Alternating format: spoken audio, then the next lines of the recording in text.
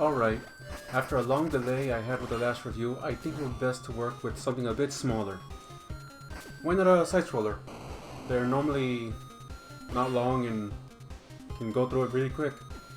There are a few choices I could have chosen to review, but I decided to review a game that caught my eye in both aesthetic and recognizable characters. So welcome everyone as I review Mighty Gunvolt Burst for the PS4.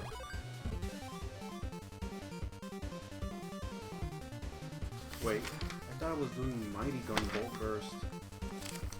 Oh, that's a bit strange. Mighty Gunvolt was released on June 15th, 2017 for the Nintendo Switch. The game is also a sequel to Mighty Gunvolt, which was released in 2015. To explain what the predecessor was, it was a side-scroller shooter that allowed you to play as either Beck from Mighty No. 9, Gunvolt from Azure Striker Gunvolt, or Ekoro from Galgun, and go through stages from each of their games. Mighty Gunvolt is short. Very short. 5 stages short. It was released for free for a limited time to owners of Azure Striker Gunvolt on PC, then released for $5, $4 on the 3DS. It did pretty well, gaining positive reviews. This pretty much let them make this game, and because they had permission, they decided to use not only Beck, but all the robot masters from Mighty No. 9. Unfortunately, when they finished the game, only 2/3 of the roster would come back, leaving Ekro as future DLC. The game was later released on the 3DS only a few weeks later. Then it would get another release on the PS4 on March 15 of 2018. Although this version came with 2 surprises. A title change to Gal Gunvolt Burst, similar to the original's name change when it was ported to the Vita, and also including Ekro back in the default roster. The game will be ported one more time to Steam on July 31st of 2019, keeping the original name but leaving Ekro as the default character. In terms of the story, if you pick up the game on either the PS4 or PC, remember that Ekoro was a DLC character, so she has her own little story. The main story revolves around Beck and Gunvolt, who end up getting stuck inside a VR game and need to escape. Every stage boss is from Mighty No. 9, and in the Beck storyline, it's mentioned that this is a training simulation, while the Gunvolt storyline has him being dragged in and is forced into participating in a robot tournament. Once they've defeated all 8 stages, they fight each other, and once that has finally gotten out of their system, do they meet the mastermind. Let me just say this. As someone who has never looked into the Gunvolt series, I already hate this guy. I mean, I start getting a headache reading his dialogue. Does he really talk like that? Oh god, he actually does. Tissael decided to hack into the system to have some fun, so Beck and Gunvolt team up to take him out. So you go through the rest of the stages, go through the obligatory boss rush section, and finally take out Tissael. Unfortunately, he doesn't like this idea, so he decides to factory reset everything. You finally escape, and each character has their own ending. Mighty Gunvolt Burst is pretty much a full-on game compared to the original. Now, it sports a grand total of 13 stages, a hard difficulty that unlocks when you beat the game, and a ton of customization. The customization was actually the biggest surprise for me. Being able to change how each weapon loadout functions is actually one of the most interesting aspects about the game. When you first start out, there isn't much that can be changed, but as you find more parts, the weapons can really vary in looks and power.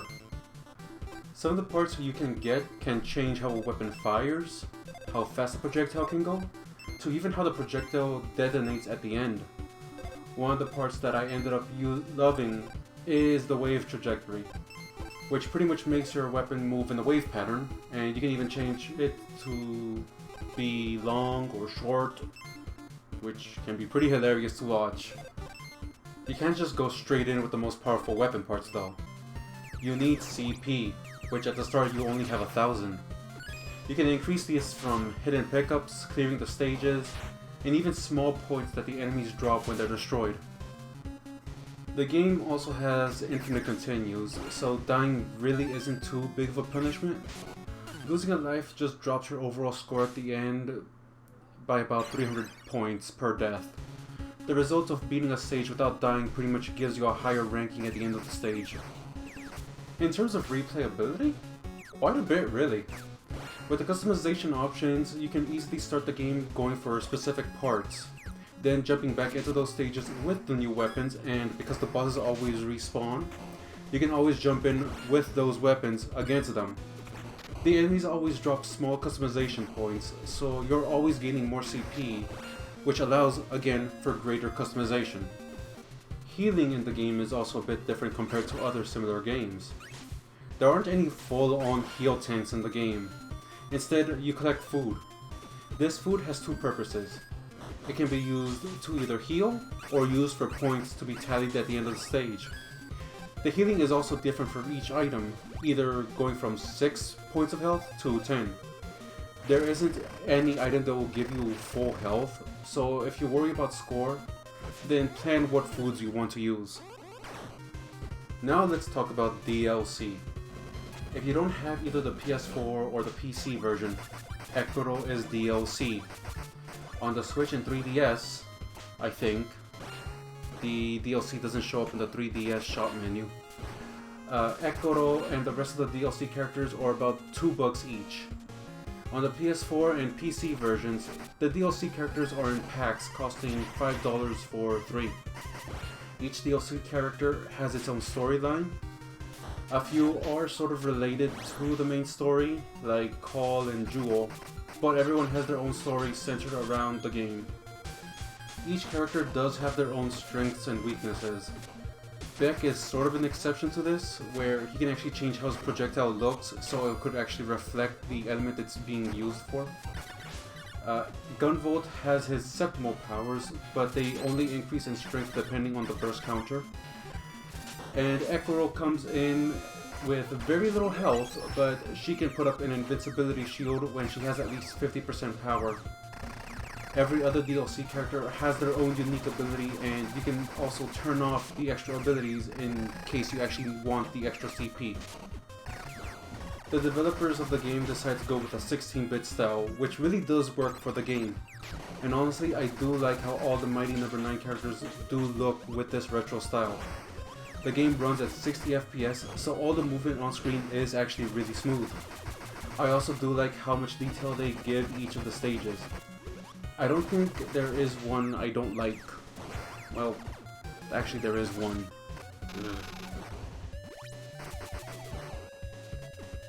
Overall, I'm going to say if you like this type of game, I would say go ahead and buy it.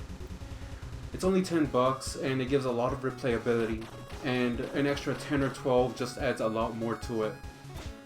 I only did complete playthroughs for Beck, Gunvolt, and Ekaros, just so I have the experience of buying the game itself, and I honestly did enjoy the game. I did record the rest of the characters for this review, but I think I'm going to go ahead and finish them another time. The playthroughs took me about an hour and a half, 2 hours, and there is actually an achievement for actually completing it in less than 1, so it really doesn't take that long. I would actually like to see the Mighty Gunvolt series continued, and if it does, I will gladly support the next title.